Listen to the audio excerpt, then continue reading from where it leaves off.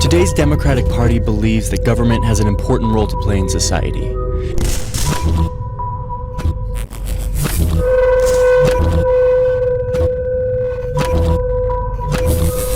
It fights against economic inequality. It advocates policies that battle racial and gender discrimination.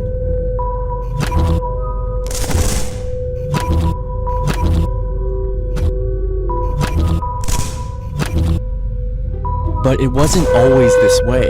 The Democratic Party was once the party of white supremacy, supporting slavery and the Ku Klux Klan.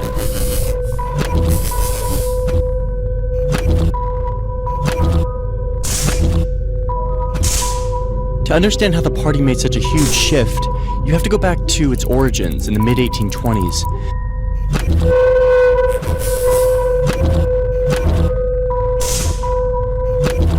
When it sprung up supporting the presidential candidacy of a popular former general, Andrew Jackson. Jackson was an outsider, challenging the political establishment and the elites of his day, and his critics disparaged him as a jackass. But Jackson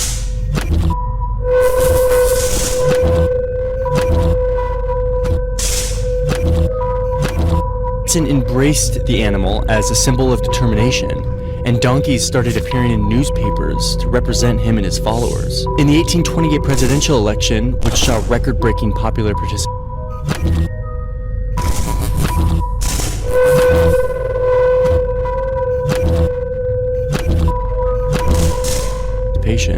Jackson won in a landslide victory. So his supporters argued that they, and not the old elites, represented the popular will of the country, and they started calling themselves the Democratic Party.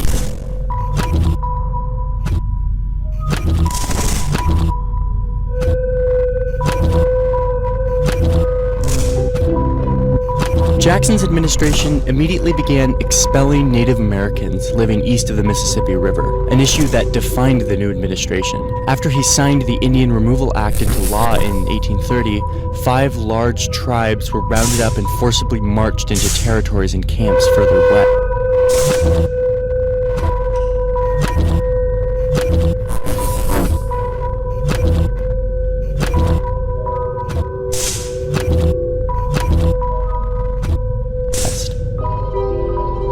And the Democrats' ambitions didn't stop there. In the 1840s, the party adopted the doctrine of manifest destiny, the idea that Americans, white Americans, were divinely entitled to dominate the whole North American continent. Democratic President James K. Polk put this idea into action, massively expanding U.S. holdings by annexing Texas, acquiring Oregon,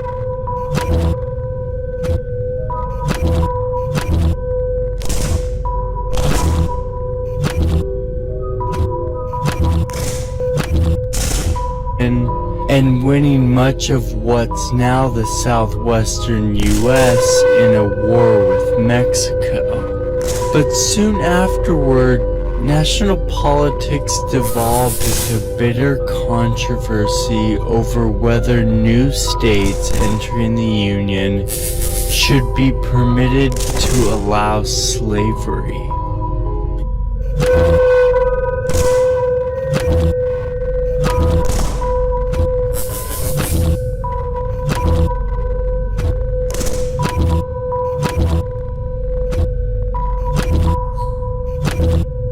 Democrats said they should, since their support base was strongest in slave-holding states. Yet a new northern party, the Republicans, sprang up in opposition to expanding slavery any further. When Republican Abraham Lincoln won the presidency, the South seceded and the Civil War began. Once the Civil War was over, the Republican Party was bitterly unpopular among white Southerners who wanted to maintain supremacy over former slaves. So the Democratic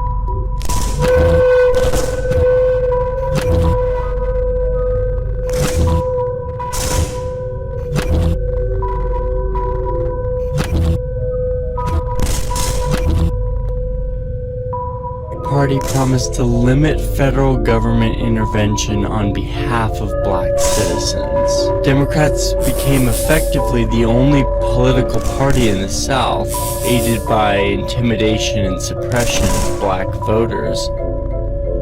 Democrats also won on state and local levels, leading to the constant abuse of the rights of black citizens.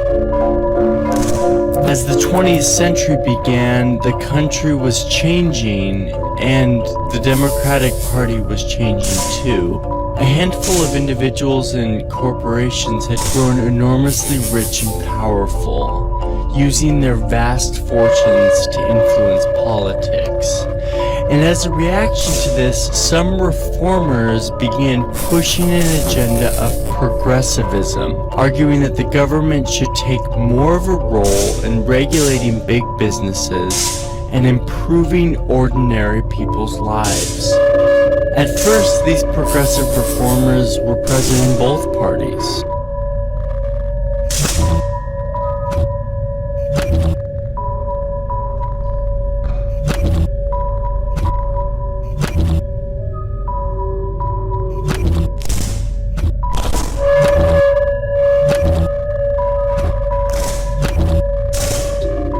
But it was Democrat Woodrow Wilson who won the presidency in 1912 and put much of this agenda into action over Republican resistance. So the Democratic Party became the main home for progressives, and the Republican Party became more the party of business. But it was the Great Depression of the 1930s that sealed the Democratic Party's new identity as the party of government activism. In an effort to combat the crippling economic situation, President Franklin Roosevelt signed what was then the largest package of domestic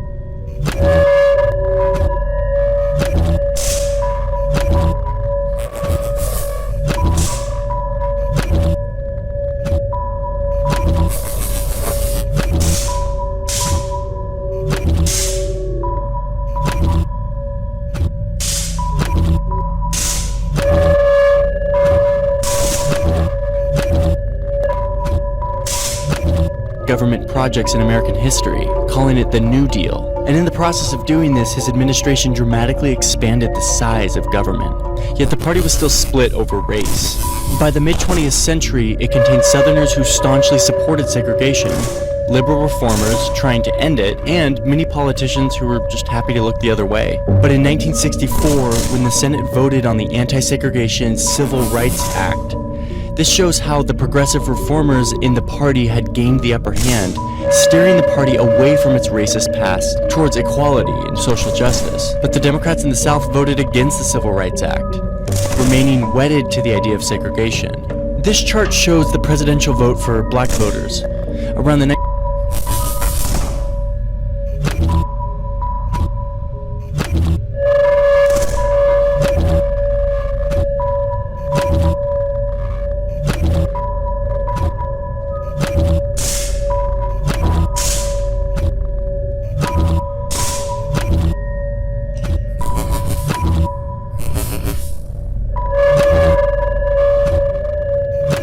1960s, black voters who had already been moving towards the Democratic Party would begin overwhelmingly supporting the Democrats from then on, and conversely, the Republicans would take a huge hit among black voters. Meanwhile, white Southerners moved away from the Democratic Party they had been loyal to for so long, in part because of race, but also because of a suspicion of big government and a desire to defend traditional values against liberal activists. Democrats would go from dominating the South to losing almost all influence in the region. Thanks in part to this drop in popularity among white voters, Democrats started losing elections, often losing by huge margins. But demographically, the US is becoming an increasingly non-white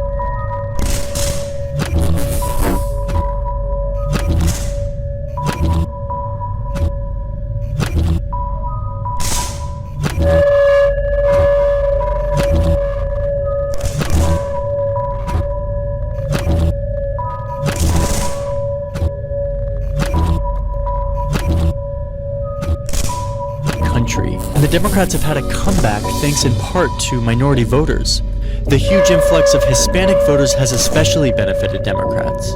These demographic shifts helped the Democratic Party, once the advocates of white supremacy and slavery, to elect the first black president in 2008, showing just how much the party had changed over the years. Yet it's not entirely clear where the future of the Democratic Party will lie. But as America becomes more diverse, it's likely that the Democratic Party's appeal among minorities will continue to be its strength into the future.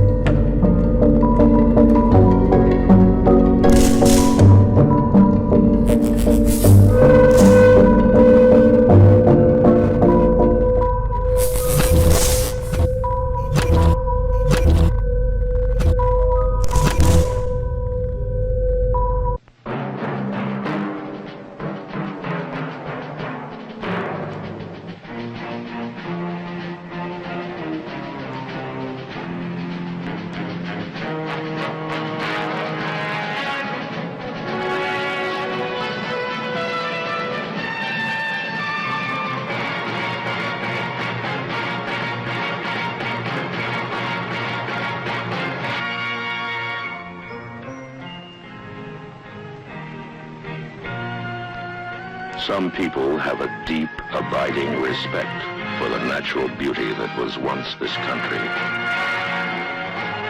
And some people don't. People start pollution. People can stop it. Write for Pollution Booklet, Box 1771, Radio City Station, New York.